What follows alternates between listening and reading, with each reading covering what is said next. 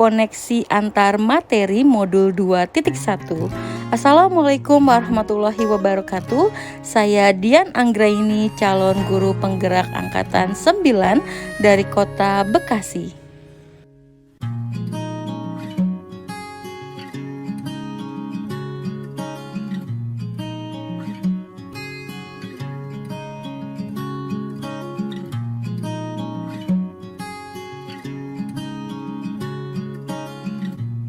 Apa itu pembelajaran berdiferensiasi?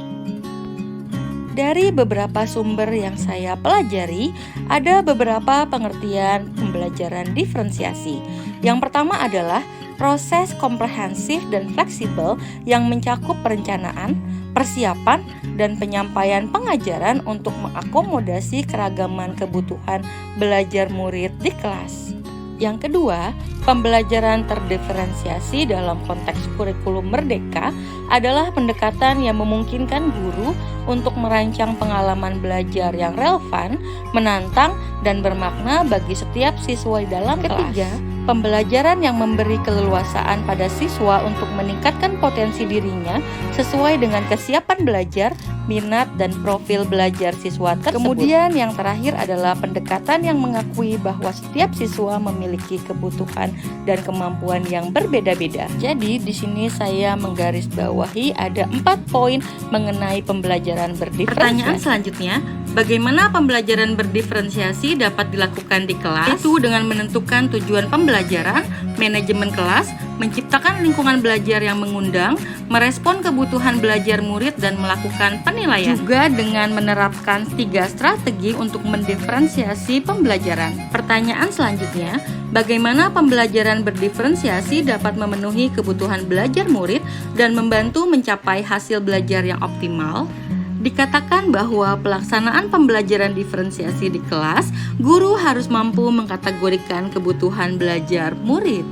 Di sini, menurut Tomlinson, kita dapat mengkategorikan kebutuhan belajar murid berdasarkan 3 aspek, yaitu kesiapan belajar, minat murid, dan profil belajar murid. Untuk mengetahui kesiapan belajar murid, kita dapat menilai pengetahuan awal dari murid. Untuk minat, kita harus mengetahui minat dari murid kita masing-masing. Ini dilakukan sebagai penyemangat murid agar ikut belajar. Profil belajar murid berkaitan dengan lingkungan, budaya, gaya belajar, dan juga kecerdasan majemuk. Kebutuhan belajar murid dapat diidentifikasi dengan cara berikut ini. Yang pertama, mengamati perilaku murid. Yang kedua, mengidentifikasi pengetahuan awal. Yang ketiga, melakukan refleksi. Yang keempat, berkomunikasi dengan guru sebelumnya dan juga guru bidang. Kemudian yang kelima, mengecek hasil raport murid sebelumnya. Dan yang terakhir adalah dengan melakukan penilaian, baik itu penilaian formatif maupun diagnosis. Pertanyaan terakhir, adakah kaitan antara materi dalam modul ini dengan modul lain di program pendidikan guru penggerak? Tentu saja antara modul 2.1 dengan modul lainnya saling berkaitan. Kaitan antara modul 1.1 dengan modul 2.1, untuk dapat menerapkan pembelajaran berdiferensiasi di kelas, guru harus dapat memenuhi kebutuhan belajar murid sesuai dengan kodrat alam dan kodrat zaman berdasarkan filosofi Ki Hajar Dewantara. Kemudian, kaitan antara modul 1.2 dan modul 2.1 adalah dalam menerapkan pembelajaran berdiferensiasi di kelas, guru harus menciptakan pembelajaran yang berpihak pada murid, reflektif, mandiri, kolaboratif, serta inovatif untuk memenuhi kebutuhan belajar murid. Hal ini dilakukan untuk mewujudkan murid yang merdeka belajar.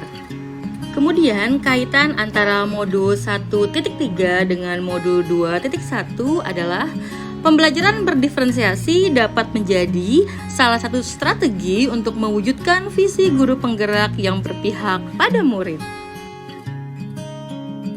Kemudian yang terakhir adalah kaitan antara modul 1.4 dengan modul 2.1, yaitu dalam melaksanakan pembelajaran berdiferensiasi, murid dan guru sudah terlebih dahulu memiliki keyakinan kelas serta penerapan praktik baik di kelas agar tercipta suasana kelas yang nyaman dan juga menyenangkan.